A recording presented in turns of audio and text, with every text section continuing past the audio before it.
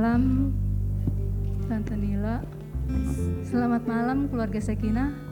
Selamat kembali kita berbakti dalam kasih Tuhan.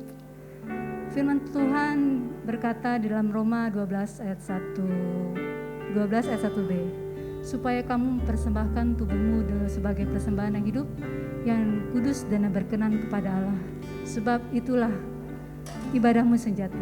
Mari kita siapkan hati, tubuh, jiwa, roh kita untuk menyembah Dia. Biarlah nama Tuhan saja yang Dia muliakan di tempat ini. Saya undang kita semua bangkit berdiri. Haleluya Yesus. Terima kasih Tuhan. Haleluya Yesus Tuhan.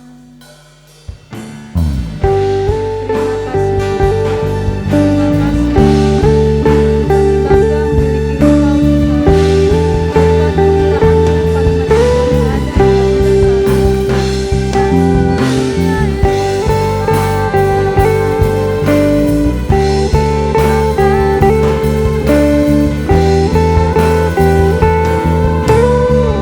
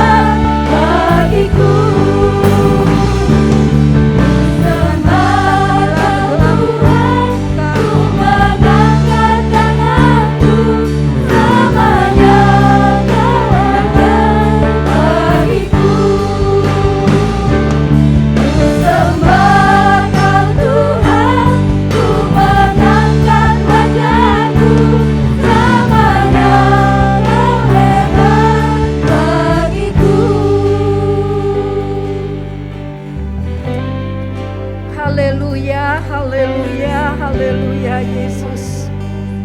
Selamanya Kau hebat bagi kami Tuhan. Kami bersyukur Tuhan oleh kemurahan-Mu. Kami masih hidup, kami masih sehat. Kami masih bisa datang ke rumah Tuhan. Kami masih bisa memuji, memuliakan nama-Mu. Kami bersyukur buat kasih karunia-Mu yang begitu besar dalam hidup kami. Terima kasih Tuhan. Terima kasih kalau malam ini kami boleh satukan hati, pikiran dan roh kami. Ketika kami datang di sini dengan satu tujuan, kami ingin memuji, memuliakan nama-Mu. Kami ingin meninggikan nama-Mu Tuhan, karena hanya Engkau yang layak dipuji dan disembah. Tuhan, sebelum kami memuji, memuliakan Engkau dengan segenap hati, jiwa dan kekuatan kami mohon urapan Allah terjadi. Kami mohon Tuhan, Engkau memberkati semua anak-anak-Mu yang mengambil bagian dalam pelayanan pada malam ini. Engkau berkati Ratna dan tim singers, pemusik, pengatur LCD sound system maupun kolektan, penyambut tamu, semua Tuhan berkati. Kami yang sudah hadir pada malam ini juga Tuhan berkati. Kami tahu ada sesuatu yang Tuhan sudah sediakan buat kami. Kami pulang membawa sukacita yang daripada-Mu Tuhan. Terima kasih Bapa. Ada banyak beban mungkin yang kami bawa. Ada banyak beban yang tidak bisa kami ceritakan kepada orang lain. Kami hanya bisa ceritakan kepada Tuhan. Dan kami percaya ketika Roh-Mu hadir menjamah kami dan memberkati kami, maka semua beban itu akan terlepas. Terima kasih Bapa, kalau ada kuasa kegelapan, roh jahat, si setan yang tidak senang kami berkumpul, kami bersatu hati di dalam nama Yesus. Kami usir keluar segala roh-roh yang tidak berkenan. Tuhan, Engkau juga matikan semua virus corona yang mungkin ada beredar di udara di dalam nama Yesus. Oleh kuasa darah-Mu, segala virus corona dimatikan. Tidak ada satupun yang menempel di tubuh kami. Berikan kami yang tubuh yang sehat. Kami yang malam ini datang, kami tahu Allah memberikan perlindungan yang pasti kepada kami. Terima kasih Tuhan, berkati ibadah kami. Berkati kami semua. Di dalam nama Yesus Kristus kami buka ibadah kami. Haleluya. Haleluya. Haleluya. Amin. Puji Tuhan, silakan duduk, selamat menikmati berkat Tuhan. Kita masuk penyembahan kepada Tuhan. Haleluya Yesus. Ini kami Tuhan. Kami sungguh rindu akan kediaman-Mu. Haleluya Yesus.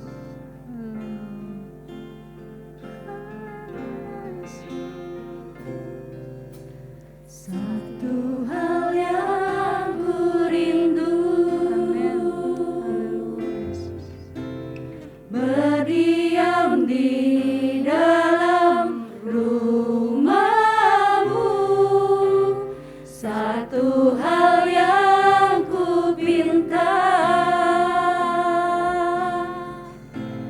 menikmati bait-Mu Tuhan. Satu hal yang ku rindu, berdiam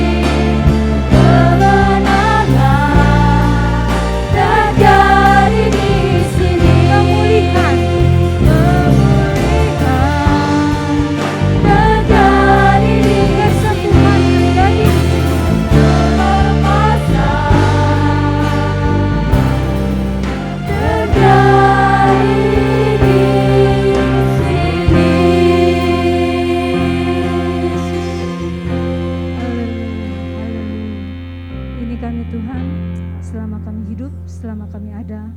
Kami memuji-muji Engkau dan memuliakan nama-Mu. Yang siap memuji Tuhan, katakan amin. Masih tetap berdiri? Kita bersorak-sorak bagi Dia yang sudah memberi kekuatan kepada kita.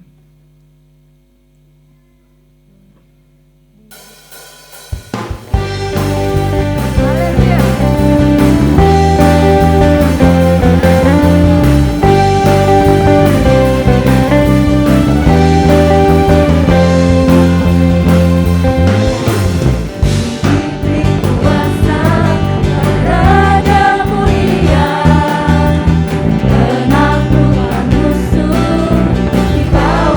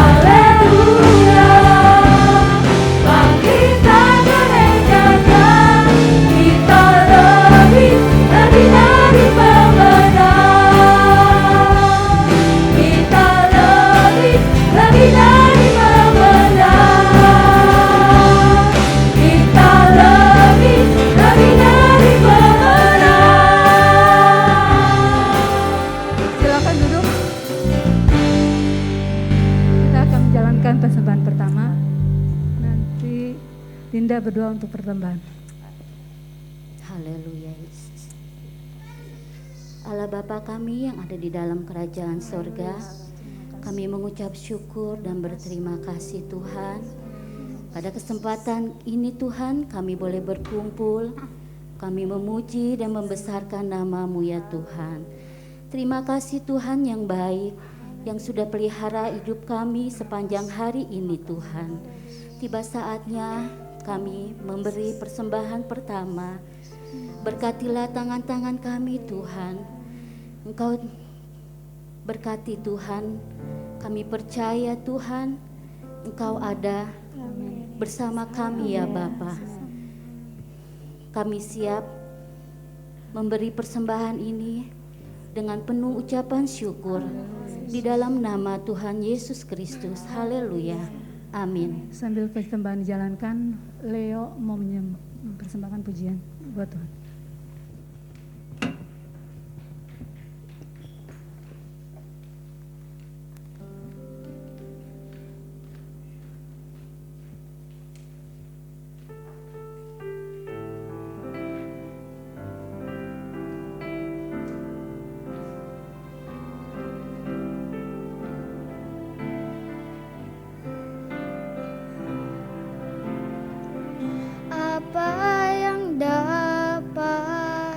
Memisahkanku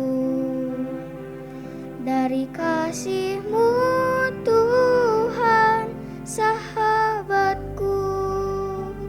Kelaparankah, ketelanjangankah, tak satu pun apa yang dapat memisahkanku dari kasih-Mu Tuhan, sahabatku.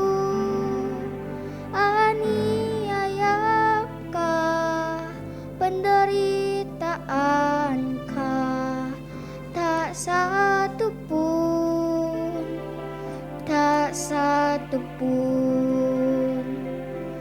tiada satu pun seperti Kau Yesus.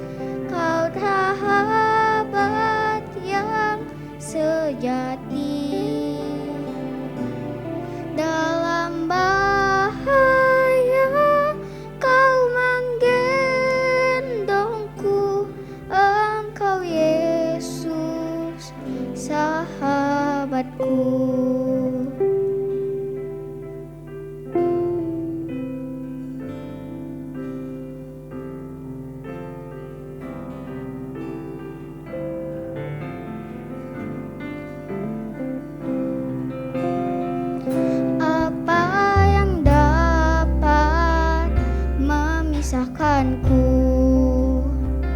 Dari kasih-Mu Tuhan, sahabatku. Sakit, penyakit, pencobaankah, tak satu pun,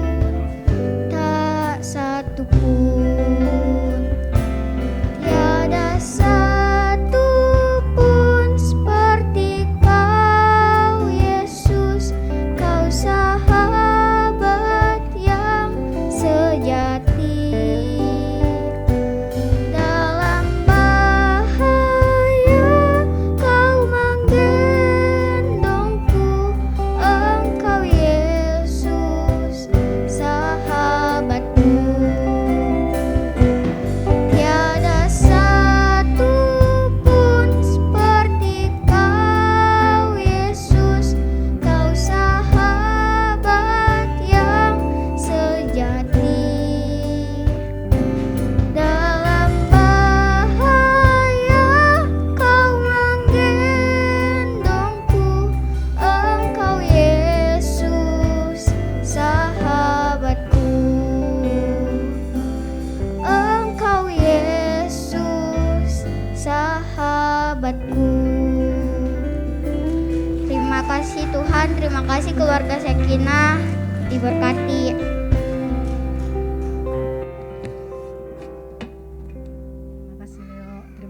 persembahannya. Saya undang kita semua bangkit berdiri, kita akan mendengarkan firman Tuhan. Kita sudah mengerjakan bagian kita, sekarang kita mau mendengarkan Tuhan berbicara melalui firman-Nya. Haleluya Yesus.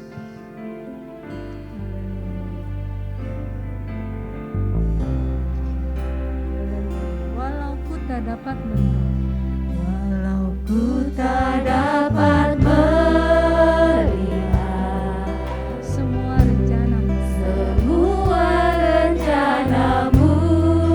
Tuhan, namun hatiku tetap memandang padamu.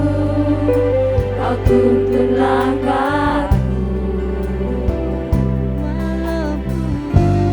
walau ku tak dapat berharap atas kenyataan hidupku, namun hatiku tetap memandang padamu.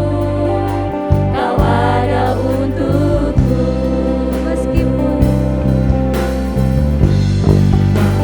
ku tak dapat melihat, kadang kenyataan tidak sesuai dengan rencana. Satu yang pasti, firman Tuhan akan digenapi dalam hidup kita. Jadi mari kita berdoa bersama padamu. Selalu percaya kita hanya kepada Tuhan, bukan dengan kekuatan kita, bukan dengan diri kita, tetapi dengan atas kenyataan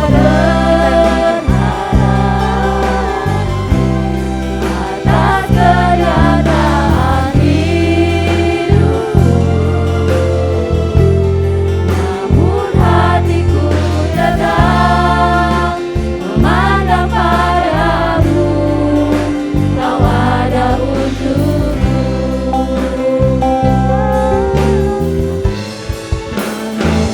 tak dapat melihat, meskipun semua rencana-Mu, Tuhan, namun hatiku tetap memandang padamu. Kau tuntun langkahku, walau ku tak dapat berharap atas kenyataan hidupku, berharap kepadamu, namun hatiku tetap memandang padamu. Kau ada untukku, walau ku tak dapat melihat semua rencana-Mu, Tuhan. Meskipun tak melihat, tetap percaya kepadamu. Hatiku tetap memandang padamu. Kau ada langkahku, walau ku tak dapat berharap atas kenyataan hidupku, namun hatiku tetap memandang padamu. Kau ada untukku, namun hatiku tetap memandang padamu. Kau ada untukku, namun hatiku tetap memandang padamu. Kau ada untukku. Haleluya, haleluya, haleluya. Haleluya Yesus, inilah menjadi kerinduan kami Tuhan. Kami mau tetap terus berharap kepada-Mu Tuhan. Kiranya Kau kuatkan kami dalam kami menjalani hari-hari ini Tuhan. Walau di depan kami belum tahu apa yang akan terjadi, tapi kami tetap percaya kami punya Engkau, Allah yang besar, Allah yang akan memimpin kehidupan kami. Kami sudah memuji-muji memuliakan nama-Mu Tuhan. Engkau Allah yang hidup, Allah yang berkuasa, Allah yang dahsyat, Allah yang Shaddai, Allah yang menyembuhkan, Allah yang menyucikan. Terima kasih Tuhan Yesus buat hari ini. Sebentar kami akan mendengarkan sebagian dari firman-Mu. Kiranya Tuhan Kau saja mengurapi dan ternilai akan memberitakan firman-Mu. Kau juga urapi hati pikiran kami Tuhan, untuk kami fokus mendengarkan firman-Mu dan kami melakukannya dalam kehidupan kami. Kami serahkan semua ini dengan penuh ucapan syukur dalam nama Tuhan Yesus Kristus, Juru Selamat kami yang hidup dan berkuasa. Haleluya. Amin. Puji Tuhan. Salam sejahtera dalam Kristus. Kalau malam ini kita boleh berkumpul lagi bersama-sama.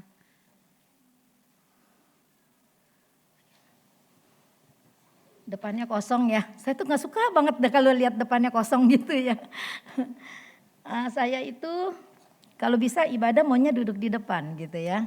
Terima kasih buat yang di atas yang bawa anak bisa beribadah, Tuhan berkati ya. Anak-anak juga Tuhan berkati. Malam ini saya akan bawakan firman Tuhan. Ada hubungannya dengan tema kita 1 Petrus 2 ayat 9. Jaka ada yang ketiga videonya? Apa baru 1-2?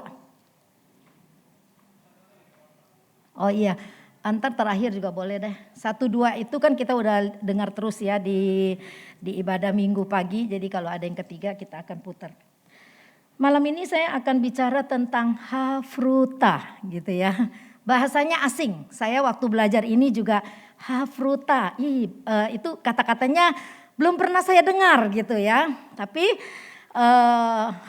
hafruta itu adalah bahasa Aram. Dan itu sangat bagus sekali artinya ya. Makanya malam ini saya bawakan untuk kita semua. Ada gambarnya enggak? Udah boleh ditampilin dulu deh gambarnya. Nah ini tadi saya kirim gambarnya. Hafruta berasal dari bahasa Aram. Dari akar kata hafer. Hafer itu artinya teman. Jadi hafruta itu berarti pertemanan atau persahabatan ya. Terus di situ ditulis hafruta adalah metode belajar Yahudi ya. Dari dulu sampai sekarang. Cara belajarnya sepasang-sepasang. Jadi dua-dua. Sepasang itu bukan berarti suami istri, bukan. Jadi sepasang-sepasang yaitu dua orang teman gitu ya.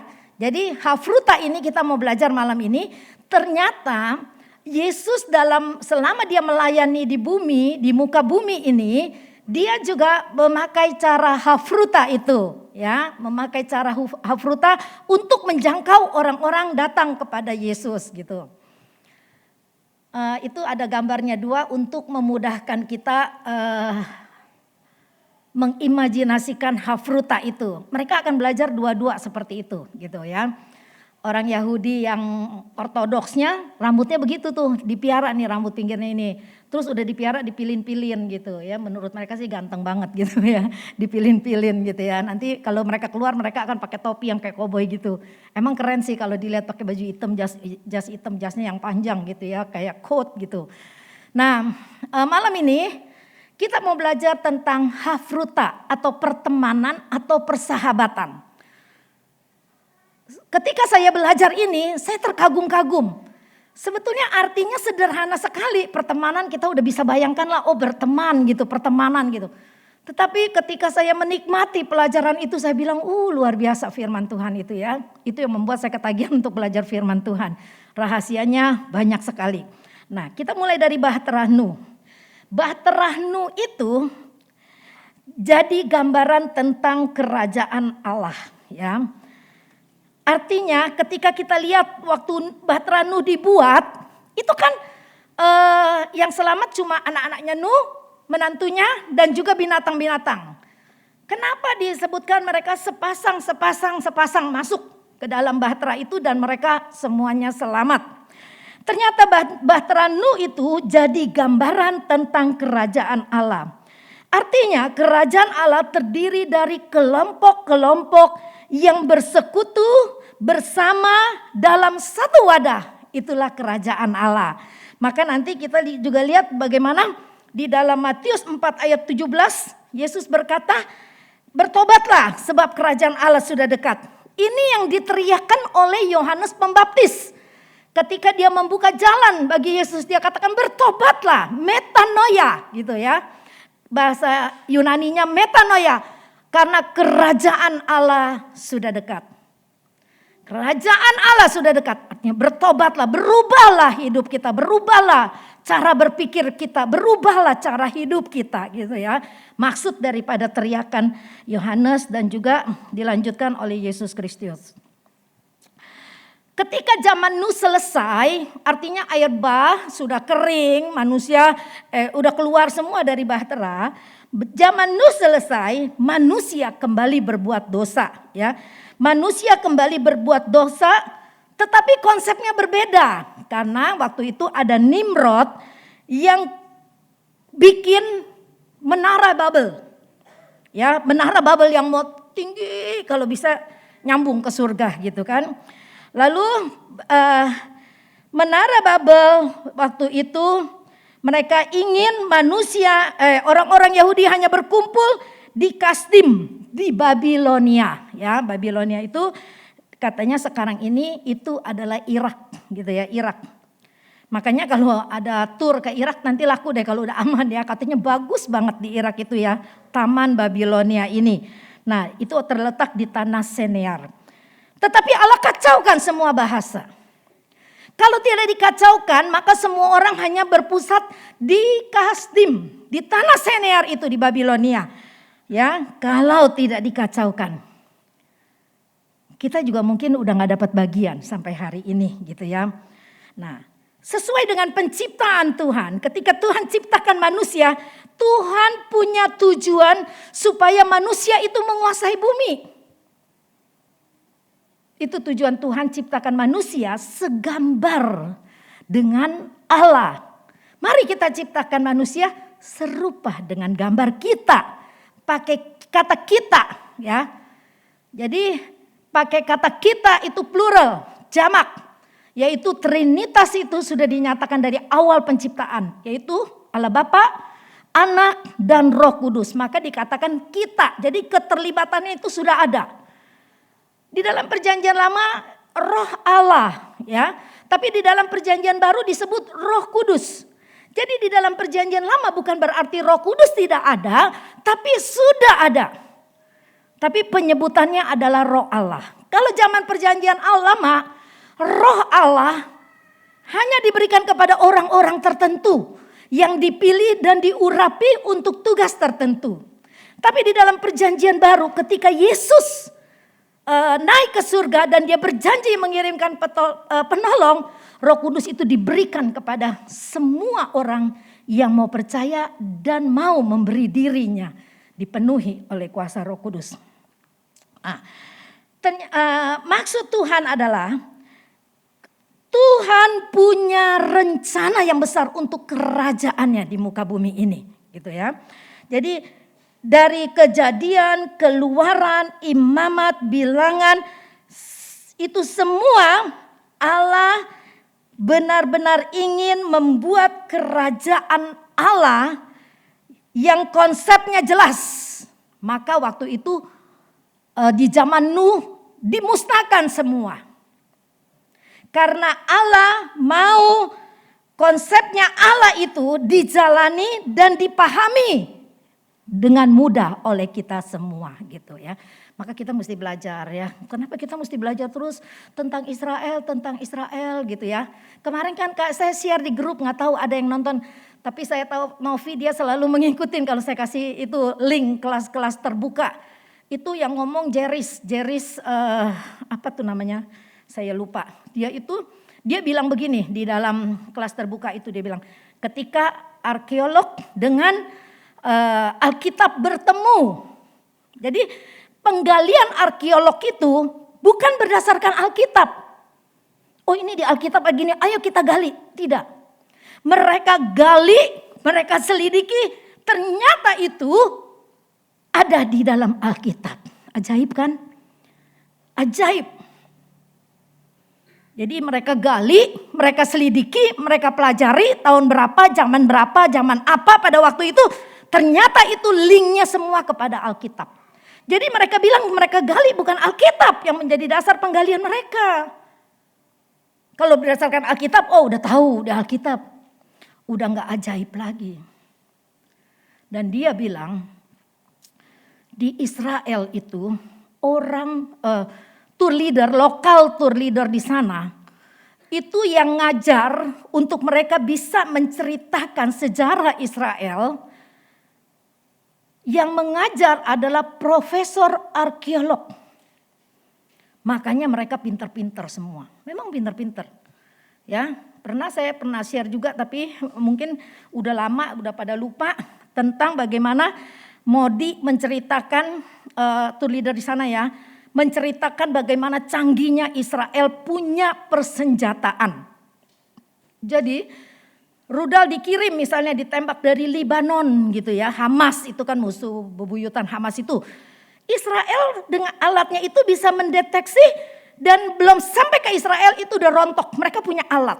Dan alatnya itu dibeli oleh Perancis, Rusia, kalau nggak salah Amerika juga beli. Amerika kan hopengnya pasti dapat itu.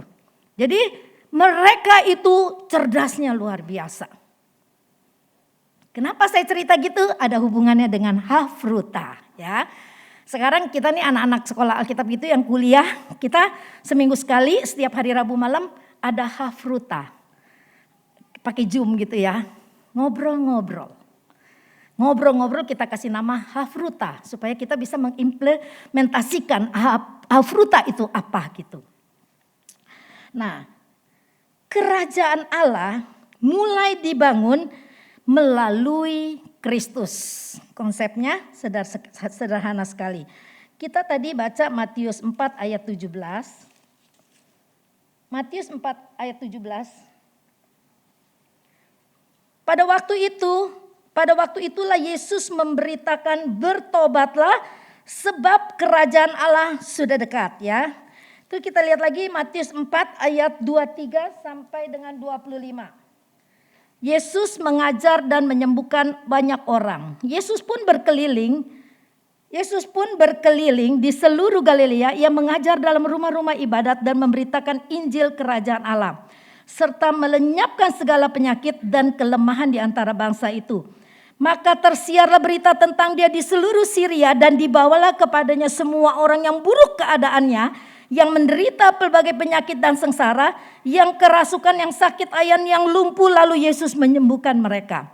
Maka orang banyak berbondong-bondong mengikuti dia.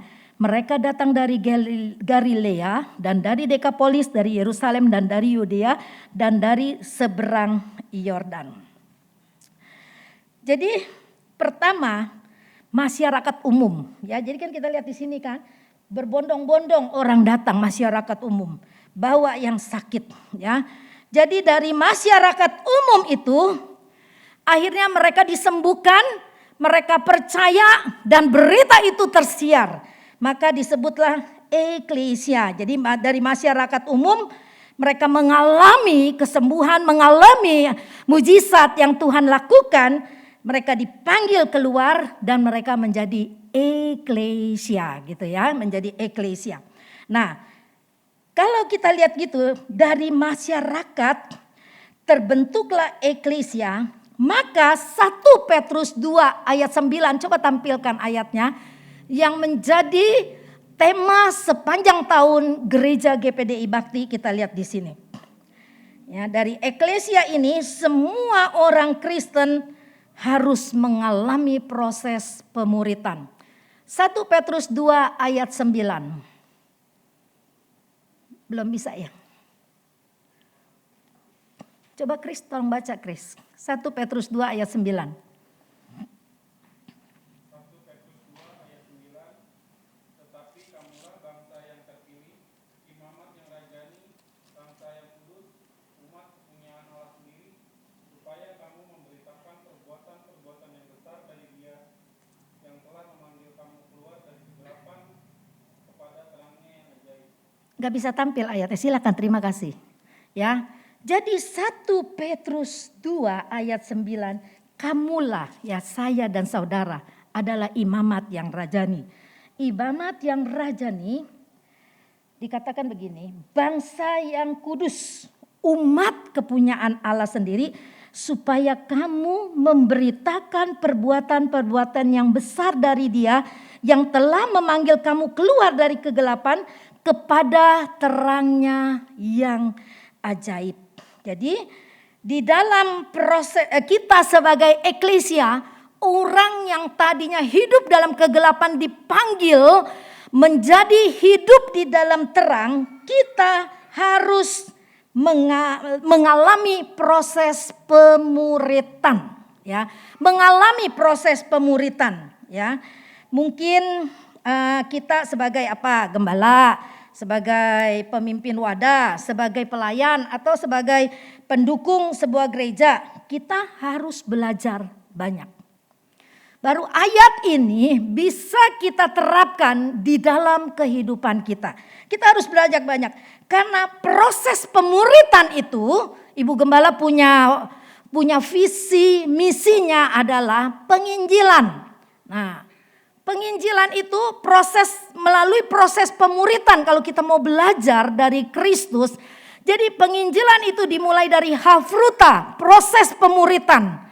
Dan proses pemuritan itu terjadinya di dalam dulu, terjadinya di dalam gereja dulu.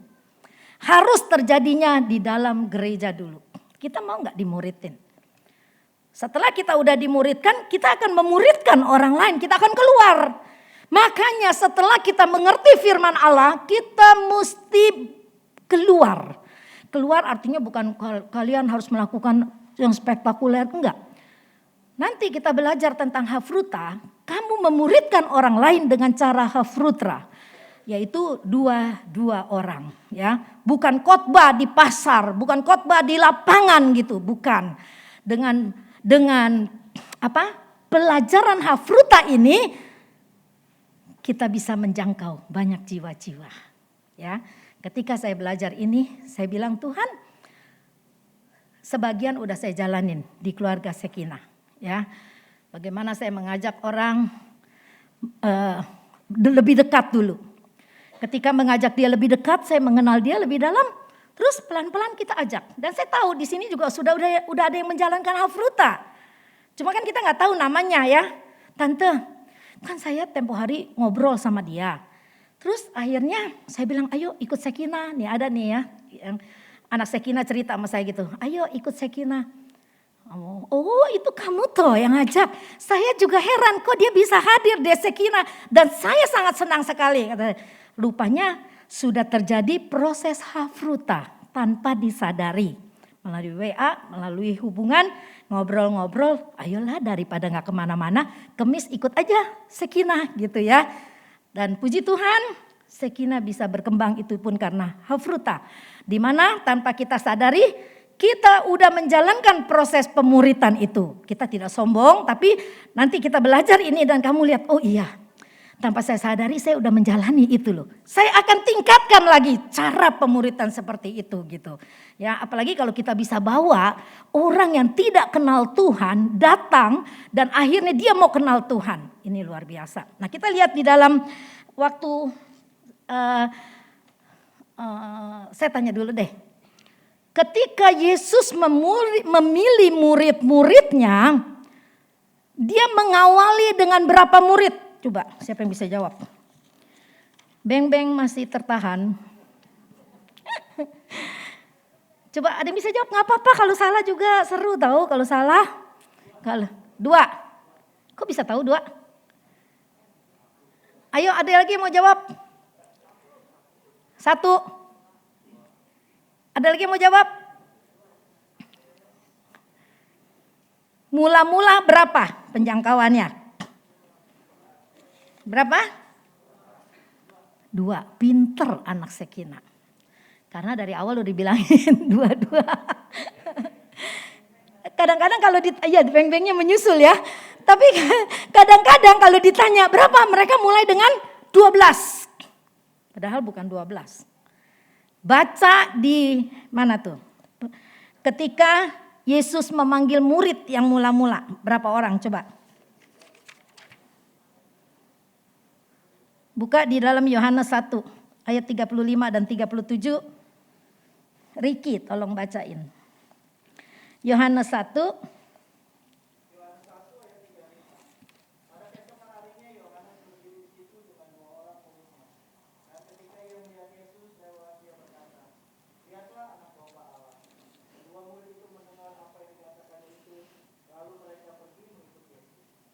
Jadi terima kasih Riki. Jadi dua orang. Ya, itu cara Yesus Kristus memulai penjangkauan dari 2 orang, ya. Dari 2 orang, Yohanes dan Andreas, kepalanya Yesus dulu nih, 1 orang nih Yesus. Terus dia ajak Yohanes dan Andreas. Terus mereka langsung bergabung ikut dengan Yesus. Nah, kita baca selanjutnya. Dari Yohanes Andreas, terus dia mengajak siapa lagi itu? Nih, kita baca dulu nih ya, ayat 35. Tadi Riki baca sampai ayat 37 ya. Sekarang Sinta baca ayat 38.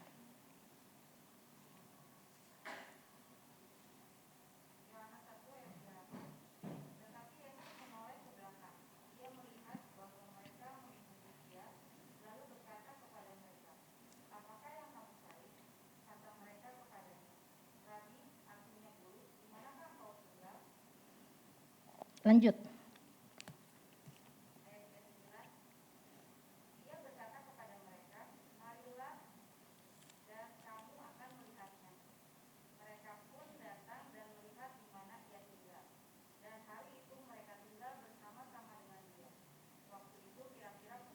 Ayat 40.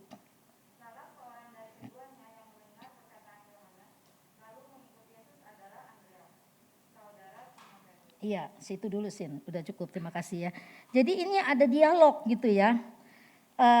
Jadi ayat 36 dia kata, ketika ia melihat Yesus lewat, ia berkata, lihatlah anak domba Allah. Kedua murid itu mendengar apa yang dikatakannya, lalu mereka pergi mengikut Yesus. Tapi Yesus menoleh ke belakang, ia melihat bahwa mereka mengikut dia, lalu berkata, apa yang kamu cari? Rabi, di manakah engkau tinggal? Jadi ada dialog gitu ya, ada dialog. Di mana nih tinggalnya gitu pun. Terus mereka pun datang dan melihat di mana ia tinggal, dan hari itu mereka tinggal bersama dengan dia. Nah, ayat 40, salah seorang dari keduanya yang mendengar perkataan Yohanes lalu mengikut Yesus adalah Andreas.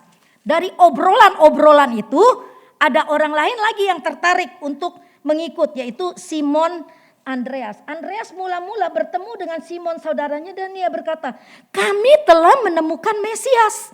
Jadi ini kayak pesan berantai gitu, ngomong lagi. Saya misalnya ngomong sama Yosef, kata Yosef, ya dah gue ikut. Nah Yosef ceritakan lagi kepada Kris, kata Kris, oh iya aku juga mau ikut dah. Aku udah menemukan Mesias, itu Kristus yang banyak dibicarakan orang. Jadi ada sebuah dialog, di mana dialog itu bisa mengajak orang untuk datang. Lalu ayat ke-42, ia membawanya kepada Yesus. Yesus memandang dia dan berkata, engkau Simon anak Yohanes, engkau akan dinamakan Kefas, yaitu Petrus artinya. Pada keesokan harinya Yesus memutuskan untuk berangkat ke Galilea. Ia bertemu dengan Filipus dan berkata kepadanya, ikutlah aku. Jadi enggak sekaligus semua dikumpulin langsung diangkatnya. Dua. Terus berkembang dari Filipus, nanti ayat 45 kita lihat lagi itu Nathanael. Ya, ada diskusi juga. Jadi sebelum mereka ngikut ada diskusi. Seperti tadi, kami telah menemukan dia yang disebut oleh Musa dalam kitab Taurat, yang diceritakan oleh para nabi, yaitu Yesus anak Yusuf dari Nazaret, yang mamanya Maria gitu ya. Jadi diceritakan. Jadi seperti ada sebuah penginjilan yang dibawakan seperti ngobrol gitu. Itulah yang namanya hafruta ya. Jadi dari Yesus 1, terus memanggil Yohanes, Andreas 2 orang, lalu datanglah Simon, mereka jadi 3. Dari Simon terus masuk lagi Filipus, masuk lagi Nathanael. Akhirnya terus kalau kita baca di dalam Lukas 10 secara cepat saja, lalu menjadi 70 orang. Dari 12 jadi itu 70. Nah ini yang cara Yesus. Kalau kita belajar Komsel, saya juga pernah belajar itu Komsel kan pakai buku Choyonggi. Saya pernah ikutin juga seminarnya waktu baru-baru Komsel itu lagi diterapkan. Itu memakai metode cara Yesus mengajar yaitu 12 orang. Makanya kalau udah sampai lewat 15, 20 harus dipecah sel katanya. Sel kan harus mesti berbelah terus. Jadi bisa menjangkau banyak orang. Tapi saya merasa dengan grup-grup rayon kayaknya tidak terlalu efektif gitu. Karena kita kurang mungkin ya penjangkauannya. Jadi akhirnya adanya antara kita-kita aja. Sebetulnya dari rayon itu, dari Komsel itu, kita mesti bawa orang-orang yang di sekitar itu. Yaitu dengan cara hafruta. 2 orang dulu, 2 orang. Tidak langsung banyak-banyak. 2 orang di telepon. Apa kabar gitu kan ya. Kemana aja gitu. Terus ke gereja mana selama ini? Udah lama gak ke gereja? Kesempatan, masuklah kita. Ayo ke gereja lagi gitu ya. Daripada gak bergereja, gak beragama.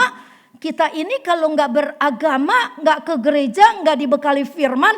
Otak kita ini bisa melenceng. Beberapa bulan yang lalu ketika saya mengajar power karakter. Di mana kata kuncinya adalah always right response. Selalu meresponi keadaan yang kita alami dengan cara yang benar.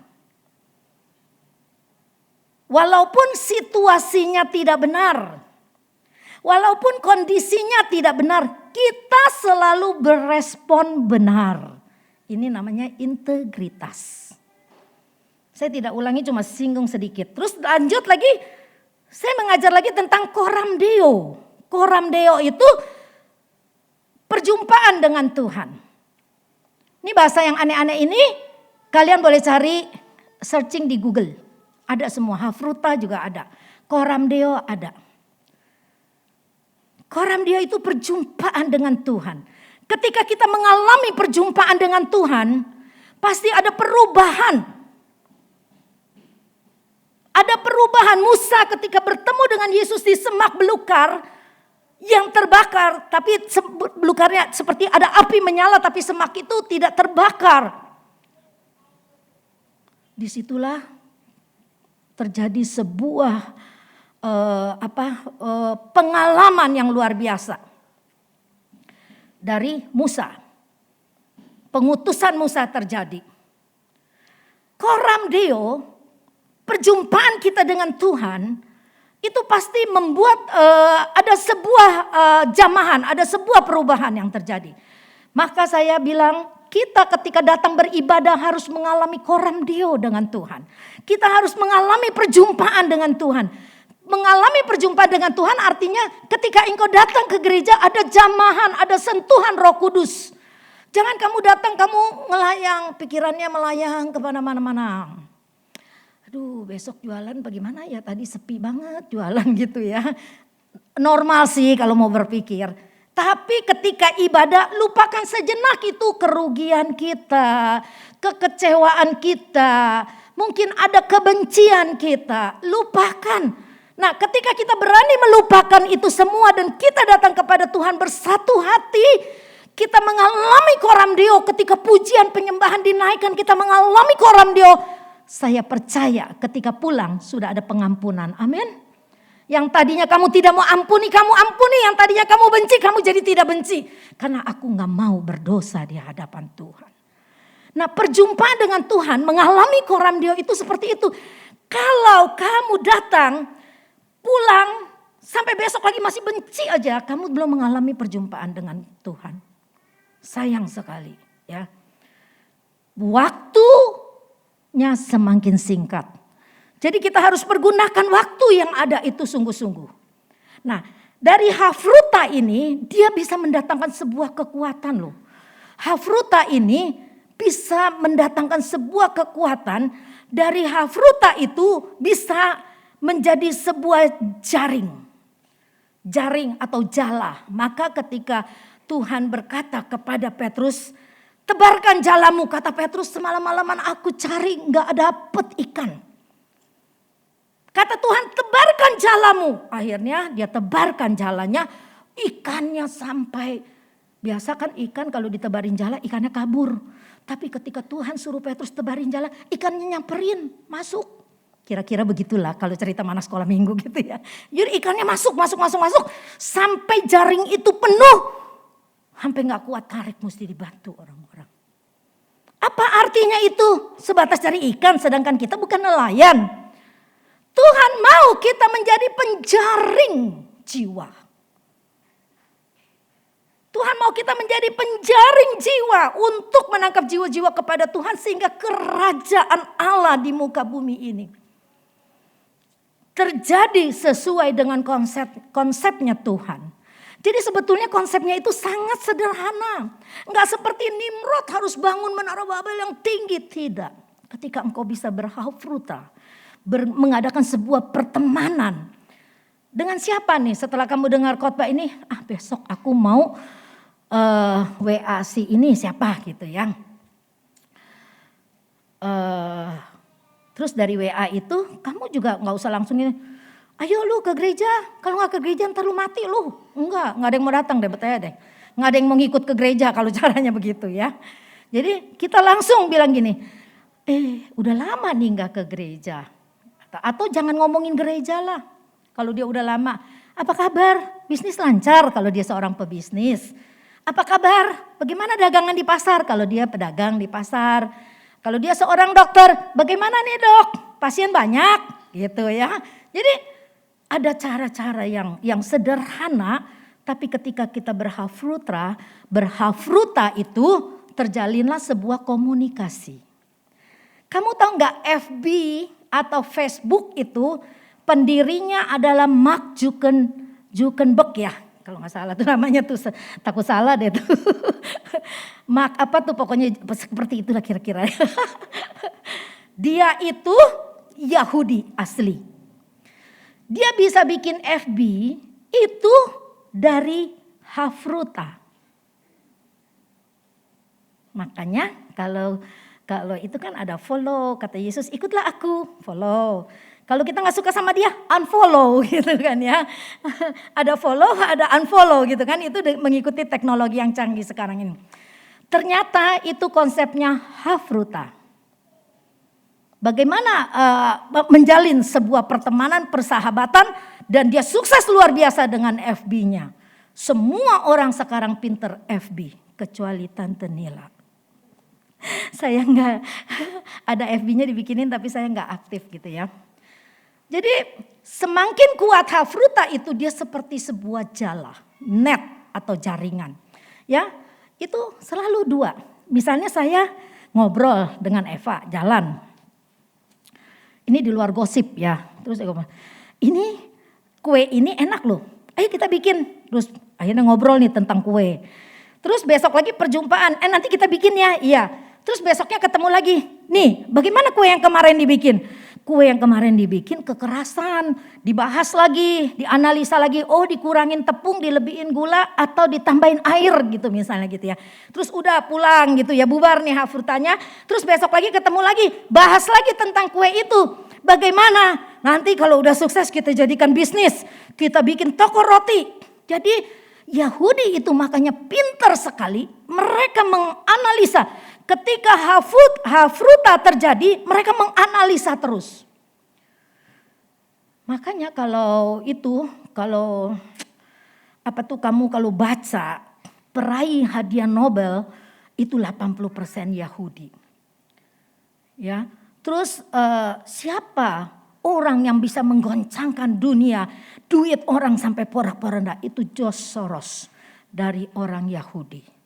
Bagaimana FB bisa terjadi itu dari Mark Zuckerberg aja ya. Dari Mark Zuckerberg ya.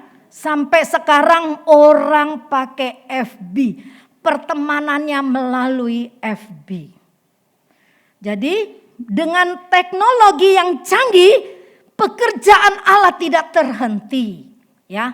Malah makin luas. Kalau kita bilang begini. Kabarkan Injil sampai ke seluruh dunia. Kira-kira sekarang udah ke seluruh dunia belum? Kira-kira sekarang udah sampai belum ke seluruh dunia? Udah loh. Dikit lagi ya. Yang belum tuh di mana tuh Jo? Yang belum sampai di mana tuh kira-kira? Suku Baduy mungkin ya. Karena dia nggak pakai teknologi. Nah itu mungkin belum nyampe suku Baduy. Kalau kita pikir, beritakan Injil sampai ke ujung dunia. Udah nyampe loh. Melalui teknologi yang canggih. Melalui YouTube, melalui FB, melalui Instagram. Orang share firman Tuhan. Ya, kamu boleh buka yang mana kamu suka. Yang gak suka saya gak buka, yang saya suka saya buka. Misalnya begitu. Nah kembali lagi kepada Hafruta. Jadi kalau kita mau menjalankan konsep misi kita 1 Petrus 2 ayat 9 sebagai imamat yang rajani. Dan kita mau memberitakan Injil kepada orang lain supaya orang lain datang kepada Tuhan, ya kita pakai konsep Hafruta. Itu bukan konsep orang Yahudi, tapi itu konsep dari Tuhan sendiri. Dan kalau ini baik, kenapa kita nggak mulai dari yang 2? Dari 2 bisa menjadi 4, 4 bisa menjadi 8, 8 bisa jadi 16. Jadilah komsel, udah komsel membelah terus, jadilah sebuah jemaat. Jadi saya percaya keluarga Sekina, ketika engkau belajar firman Allah, ketika kita dengar firman Allah, kita belajar menerapkan. Jangan bilang begini, Tante Nila aja lah, dia kan sekolah Alkitab, udah yang pantas dia. Enggak loh. Kalau soal pemuritan, saya membimbing, saya juga menjalankan. Tetapi kalian itu harus menjadi bagian dari konsep kerajaan Allah itu sendiri. Kita gak boleh diam. Kita harus keluar. Keluar bagaimana? Ya dengan konsep yang sederhana inilah. Hafruta. Kita menjaring jiwa-jiwa untuk kita datang. Kita bawa datang kepada Tuhan. Nah udah jam 8:10 ya. Kita lihat perempuan Samaria. Perempuan Samaria di dalam Yohanes 4. Kalau kita baca dari ayat 20 dah misalnya ya, sampai ayat 49 untuk menghemat waktu. Jaka tolong tampilin aja percakapannya dari ayat 23 apa 25 sampai 25 gitu ya. Perempuan Samaria itu dia datang ke sumur. Mestinya pagi hari, dia datang siang karena dia malu ya. Takut nanti kalau datang pagi ketemu dengan orang-orang lain yang ngambil air, ditanya-tanya tentang pribadi dia. Ayat 25 coba. Nah, ketika dia datang lagi menimba air, Yesus datang. Terus terjadilah dialog ya. Yesus menawarkan diri, kalau engkau minum air yang kuberikan, engkau tidak akan haus lagi. Lalu perempuan itu menjawab begini, aku tahu bahwa Mesias akan datang yang disebut juga Kristus. Apabila ia datang, ia akan memberitakan segala sesuatu kepada kami. Terus 26 deh ya Kak, 26. Nah, kata Yesus kepadanya, akulah dia yang sedang berkata-kata dengan engkau. Ini terjadi Hafruta. Ya, ada dialog antara Yesus dengan perempuan Samaria ini. Terjadilah Hafruta. Nah, ketika dia bilang begitu, kan lalu akulah Mesias yang berdiri sini. Lalu dia tinggalkan ayat 27. Dia tinggalkan itu embernya mungkin. Terus datanglah murid-muridnya dan mereka heran bahwa ia bercakap-cakap. Lalu ayat 28. Maka perempuan itu meninggalkan tempayannya di situ, lalu pergi ke kota dan berkata kepada orang-orang di situ, aku telah bertemu dengan Mesias. Mari lihat, di sana ada seorang yang mengatakan kepadaku, segala sesuatu yang telah kuperbuat. Mungkinkah dia itu Kristus? Ya, dialog perempuan Samaria dengan Tuhan itu, yang dia kaget, kok Tuhan bisa tahu mana suamimu? Aku gak punya suami. Topengnya kebuka di hadapan Tuhan. Maka dia tahu ini Mesias, ini Kristus. Ayat 30. Dan ketika dia berhafruta dengan Tuhan, dia mengalami koram deo, perjumpaan dengan Tuhan. Lalu dampaknya apa dampaknya? Dampaknya yaitu satu desa di Samaria itu dimenangkan percaya kepada Kristus. Jadi kalau orang yang berhafruta dengan Tuhan, terus mengalami koram deo, ada dialog terus dengan Tuhan. Jadi artinya ada hubungan yang dekat dengan Tuhan. Ada komunikasi dengan Tuhan. Lalu ada perubahan. Dampaknya apa? Hidupku berubah, aku berubah. Itu saya lagu kesukaan saya, aku berubah. Waktu koram deo dengan Tuhan, aku berubah. Perempuan ini dia memberi dampak yang luar biasa. Satu desa di kota Samaria itu dimenangkan untuk Tuhan. Mari, dengan firman Tuhan yang singkat dan sederhana pemaparannya ini, saya harap saudara bisa menangkap. Ya. Terus kita punya sasaran sekarang, siapa nih yang kita mau ajak berhafruta? Kan sekarang bisa video call 3 orang kan gitu ya. Video call lah sama siapa? Misalnya saya, Eva dengan Yuli. Ya, Yul, bagaimana bisnis gitu ya. Tapi kita akan cari teman-teman yang belum bergabung dengan Sekina. Cari teman-teman yang udah lama gak ke gereja. Kita perlu bangkitkan semangatnya ya. Jadi berhafruta tapi hal yang benar, di mana kita mau bawa orang ini dekat kepada Tuhan. Baru misi itu bisa kita jalankan, menjangkau jiwa-jiwa, ya, menjadi imamat yang rajani, bangsa yang kudus. Wow, luar biasa firman Tuhan. Tidak bisa saya panjangkan karena sebagian mau latihan, terus kita juga mau ke Buntekbio. Yang mau ikut saya ke Buntekbio boleh kita ikut memberikan simpati dan empati kita kepada keluarga Oki ya. Puji Tuhan, Tuhan berkati keluarga Sekina. Saya senang kamu sekarang semua sudah setia beribadah kepada Tuhan. Jangan mundur, jangan kendor ya. Kalau sekarang kan ada istilah anak muda apa? Gasken. Ya betul. Gaspol katanya gitu tuh ya. Wah, saya demen tuh bahasa itu, gasken gitu ya. Emang kita mesti ngegas terus untuk datang kepada Tuhan, ngikut Tuhan. Ya, jangan kendor, jangan lemah lembut, jangan. Bahaya ya. Yuk, mari kita berdiri. Kita akan naikkan satu pujian. Nanti kalau ada kesempatan saya akan sambungkan lagi lebih mendetail. Kita menangkap secara garis besarnya. Ada banyak contoh-contohnya ya yang bisa kita pelajarin. Bahwa persahabatan dibangun, itulah terjadi hafruta. Makanya jangan ada yang musuh-musuhan ya. Jangan ada yang marah-marahan. Bagaimana mau membangun hafruta kalau kita musuh-musuhan, kalau kita marah-marahan. Tapi saya bersyukur di keluarga Sekina tidak ada ya. Saya diberikan sama Tuhan sebuah visi yang seperti ini. Contoh keluarga, gereja yang mula-mula. Ya, aduh, saya waktu Pendeta Ishak bilang, kita baca ini. Dia bawa firman waktu ulang tahun kita, gereja yang mula-mula. Saya sampai terharu, Tuhan engkau itu terlalu ajaib. Tuhan bicara kepada saya, mari bawa keluarga Sekina seperti jemaat yang mula-mula. Di mana orang lain segan melihat kita bukan karena kita hebat. Tapi karena kita bersatu, kita saling mengasihi. Kita berbuat empati simpati kepada orang lain sehingga orang lain segan melihatnya. Itu loh yang Tuhan taruh kepada saya sepanjang tahun 2021.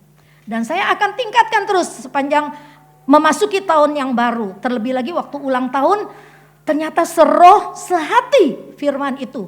Dengan Pendeta Ishak Tulus yang saya tidak pernah ngomong-ngomong. Saya paling takut kalau Tuhan taruh terus saya ngomong-ngomong, kayaknya saya sombong amat gitu ya. Tapi ketika itu saya bilang, aduh Tuhan luar biasa ya. Kalau roh memimpin kita tidak usah takut.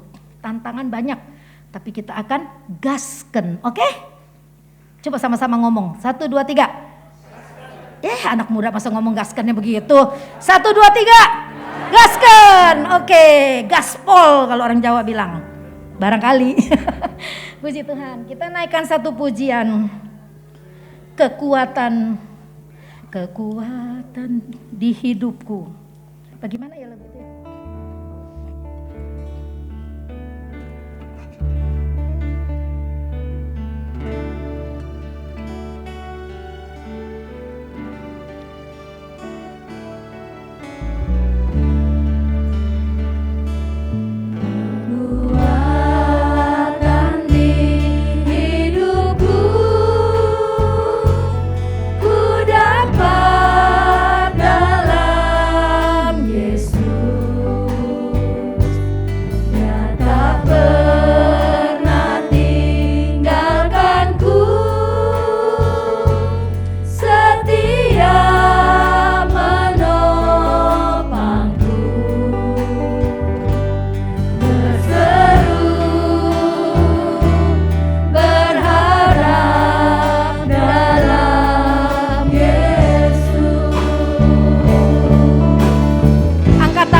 katakan, Engkau Tuhan penuh kuasa, sanggup pulihkan keadaanku,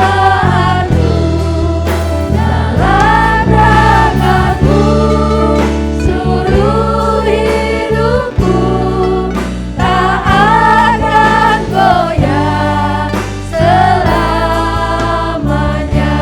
Sekali lagi naikkan pujian ini. Nanti Bapak Robi Tarigan berdoa untuk firman Tuhan. Kekuatan di hidupku, amin, ku dapat dalam Yesus. Dia tak pernah tinggalkanku, setia menolongku,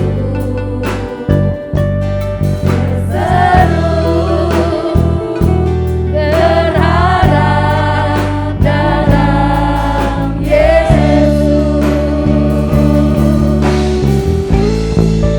Ajaib Tuhan penuh kuasa, sanggup pulihkan keadaanku, dalam tangan-Mu seluruh hidupku tak akan goyah selamanya. Tak akan goyah. Tak akan goyah selamanya. Sekali lagi katakan, tak akan Tak goyah. akan goyah selamanya. Amin. Haleluya Yesus. Inilah iman percaya kami Tuhan. Amin. Apabila Engkau ada dalam hidup kami, kami tidak akan goyang selamanya Tuhan. Sebab kami yakin dan percaya Engkau selalu ada buat kami. Terima kasih Tuhan buat kesempatan pada malam hari ini Tuhan. Kami sudah diisi oleh kebenaran firman-Mu yang mengajak kami, mengingatkan kami untuk kami berhafruta dengan bersama teman kami Tuhan. Sehingga melalui kami berhafruta Tuhan, kami dapat menjangkau jiwa-jiwa yang baru, yang sudah lama tidak beribadah, yang mungkin sudah jauh daripada Tuhan, tapi kami dapat menjangkau mereka supaya kami dapat bersama-sama kembali lagi kami beribadah, memuji, membesarkan nama Tuhan. Terima kasih Tuhan berkesempatan pada malam hari ini. Kau berkati Ibu Ketua kami Tante Nila yang sudah memberkati kami melalui firman-Mu. Terima kasih Bapa, dalam nama Tuhan Yesus Kristus kami sudah berdoa, dan sebentar kami memberikan persembahan kami yang kedua. Kami tahu Tuhan, semua yang ada pada kami semuanya berasal daripada-Mu Tuhan. Kami memberikan persembahan kami yang kedua untuk pekerjaan Tuhan. Tuhan yang memberkati. Terima kasih Bapa. Dalam nama Tuhan Yesus Kristus kami sudah berdoa, mengucap syukur. Kami terima firman Tuhan, kami berjalankan persembahan kami yang kedua. Haleluya. Amin. Amin. Silakan duduk, persembahan yang kedua akan dijalankan. Kita naikkan pujian, Aku berubah, sungguh ku berubah.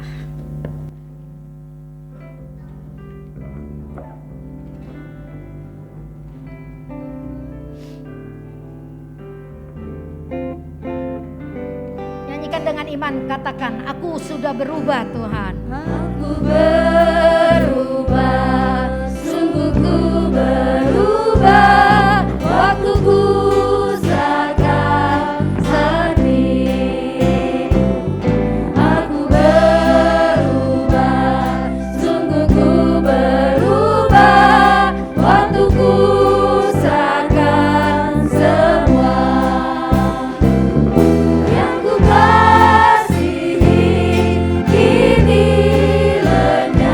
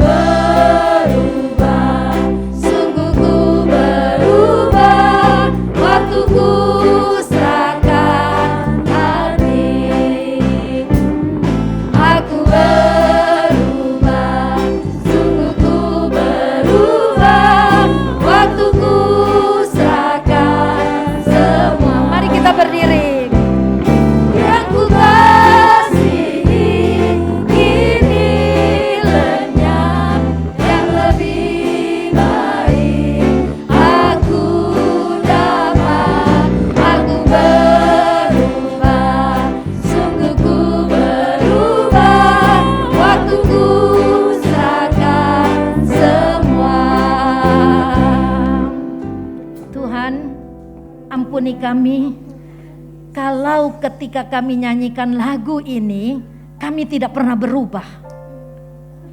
Berarti kami tidak naik kelas, berarti kami tidak mengerti firman Allah.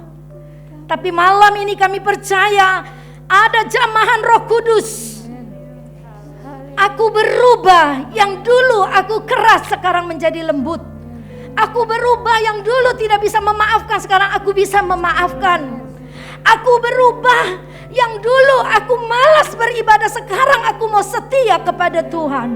Aku berubah, yang dulu aku tidak suka firman Tuhan, sekarang aku jadi suka mendengarkan firman Tuhan.